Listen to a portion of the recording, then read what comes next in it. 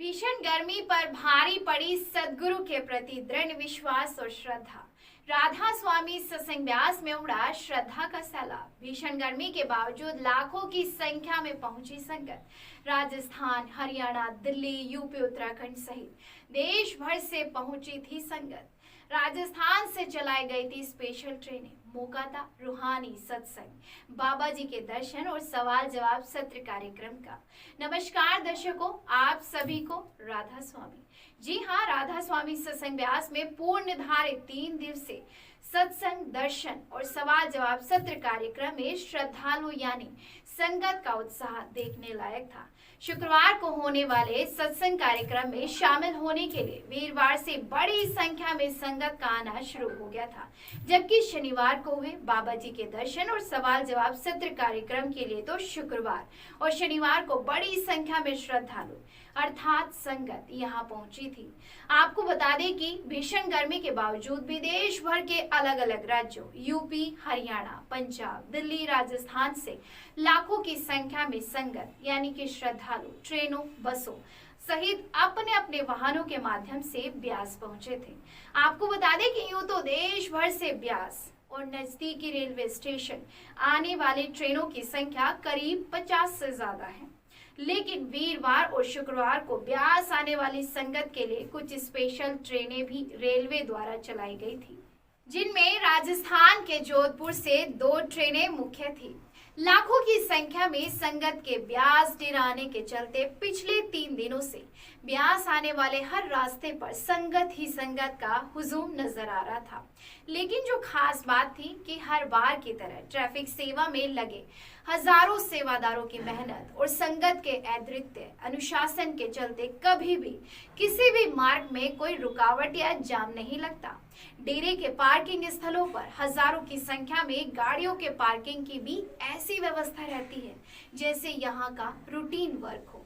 पहली बार आने वाला श्रद्धालु यहाँ की सारी अनुशासित व्यवस्थाएं और सेवादारों का व्यवहार, लगन, प्रेम, फूर्ति देखकर हैरान रह जाता है। अब बताते हैं मुख्य कार्यक्रम के बारे में, जिसका श्रद्धालु यानी कि संगत बड़ी बेसब्री से इंतजार कर रही थी। वो था 21 मई को लाखों की संख्या में पहुंचे श्रद्धालुओं को बाबा जी ने खुली गाड़ी में दर्शन दिए। बाबा जी ने खुली जीप में करीब 45 मिनट तक दर्शन दिए। जी हाँ, आपको बता दें कि शनिवार को बाबा जी ने सुबह 8:30 बजे से लेकर 9:15 यानी कि पूरे 45 मिनट सत्संग कार्यक्रम के बाद खुली गाड़ी में सवार होकर संगत भाई बहनों को दर्शन दिए। संगत से खचाखच भरे पंडाल में जब बाबा जी ने खुली जीप पर सवार होकर पहुंचे और संगत को दर्शन देते हुए उनकी दर्शनों रूपी प्यास को शांत किया तो माहौल में अलग ही चमक थी। बाबा जी के दर्शन पाकर संगत के न केवल चेहरे खिल उठे बल्कि उनकी अंतरात्मा भी खुशी से झूम उठी। हर कोई बाबा जी के नजदीक से हुए दर्शनों को एक एक क्षण को याद कर आनंदित हो रहा था।